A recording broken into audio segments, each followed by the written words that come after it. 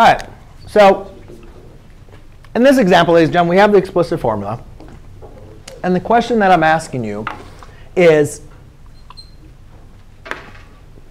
if we want to be able to determine the 38th term. All right, now, first of all, before we even do that, let's make sure we have an arithmetic sequence. 2 to 8, we know we're adding 6. 8 to 14, add 6. 14 to 20, add 6. 20 to 26, add 6. So we know this is an arithmetic sequence, right? We know that the common difference is 6. Does everybody follow me? Yes. Now, if I'm asking you to find the 38th term, there's 2 ways you guys can do this. You can keep on adding 6 until you get to 38 terms, right?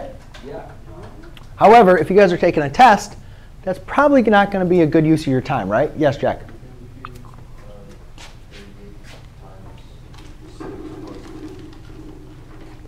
38 what?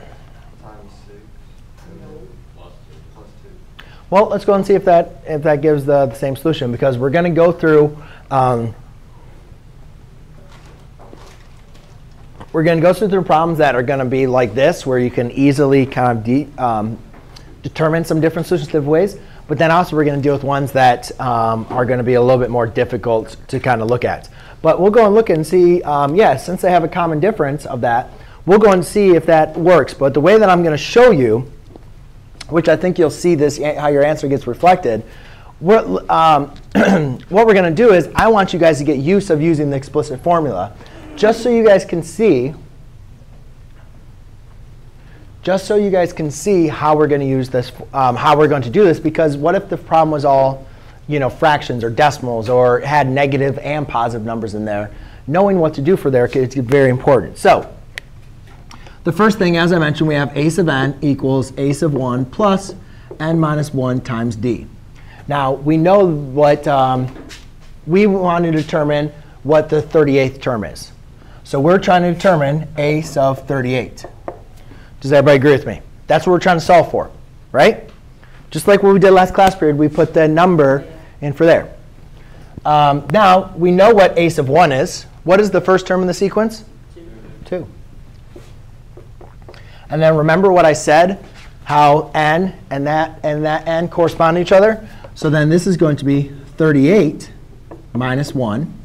And then we have the difference, which would be 6.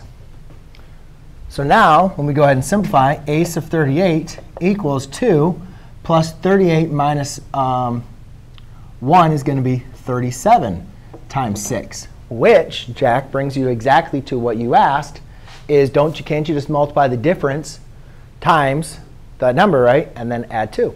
Which, yeah, is exactly the case. And this one is very simple to see that. We will work through some harder problems where it's not going to be as obvious or it's a little bit more difficult. But then, yeah, now I simply need to do is 37